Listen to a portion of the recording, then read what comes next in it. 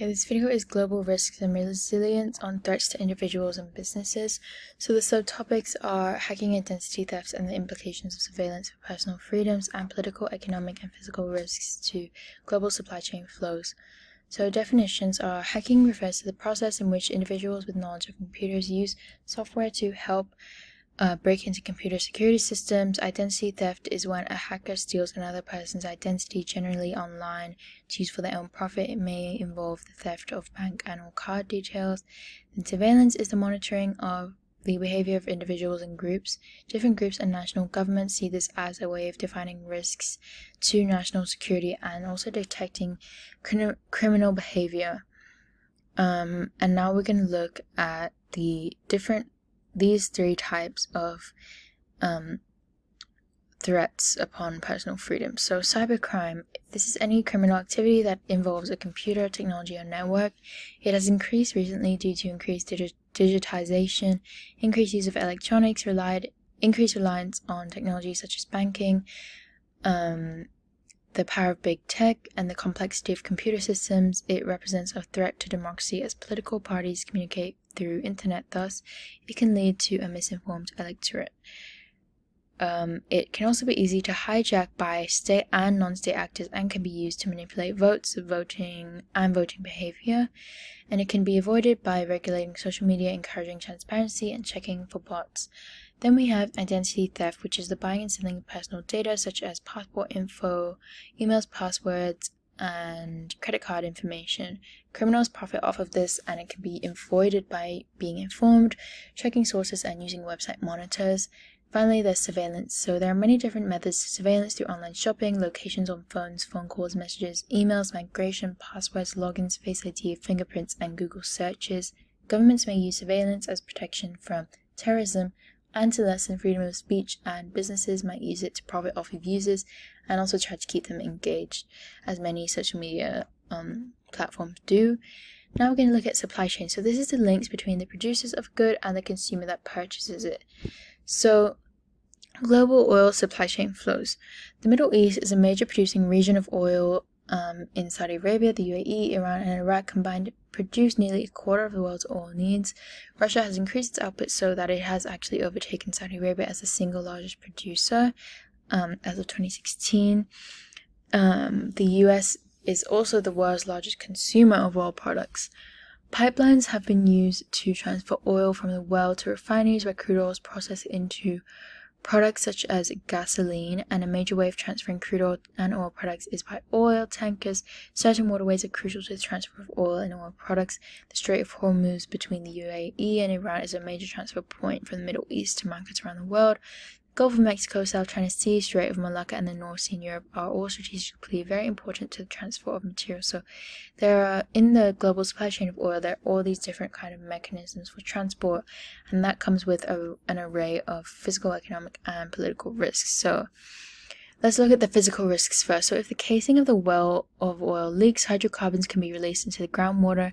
This can cause the local inhabitants to become sick. The Blackfoot tribe in Alaska have complained that this has happened when oil has been extracted from shale there.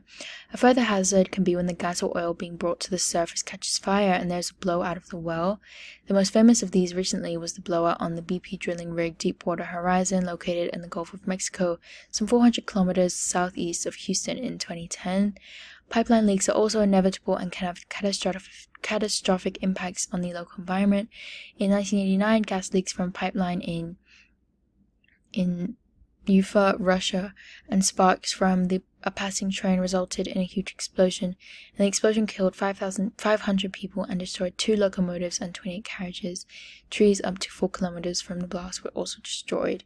Okay, then economic. So the organization OPEC was formed in the 1960s, and it is a cartel group that manages oil production. And the aim of the organization has been to ensure a fair price for oil products, and it does this by controlling the amount of oil released into the market to manipulate prices. In 1973, the Arab members put an embargo on supplying Western countries involved in conflicts against their neighbors. This embargo occurred at a time when Europe and the USA were consuming more and more petroleum. thus causing the price of oil to rise dramatically, as well as causing a bout of inflation in the world markets. This embargo, however, caused many countries to look at new sources of oil and also start considering alternative energy technologies.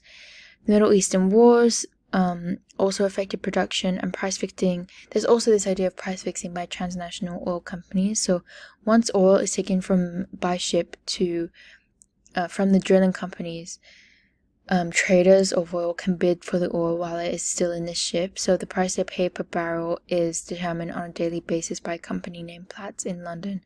That's an example of the Brent oil price.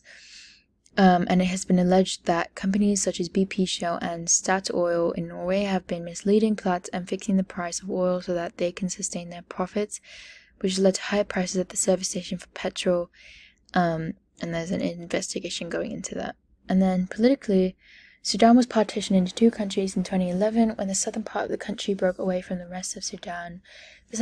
The southern part is the part that has the largest oil reserves, and that was one of the reasons why they wanted to gain independence. And it's also not just about oil, because the northerners are Islamic and tend to be Arabs. In the south, people are Christians or animists.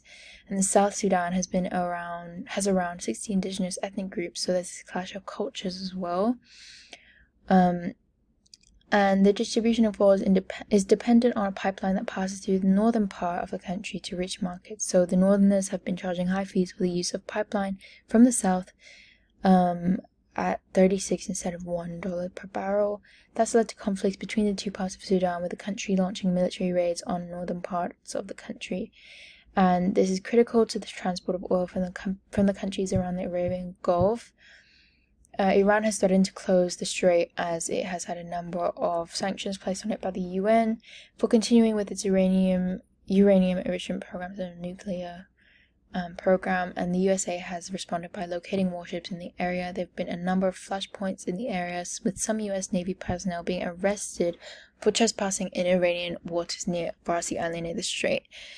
So obviously there are very many implications of global oil supply chain flows, lots of different factors influencing them, and that can lead to disruptions to individuals and businesses as well. And this is kind of a summary from this IB textbook of other more general economic, environmental, and political risks to supply chain flows, in case you want extra notes or extra information as well.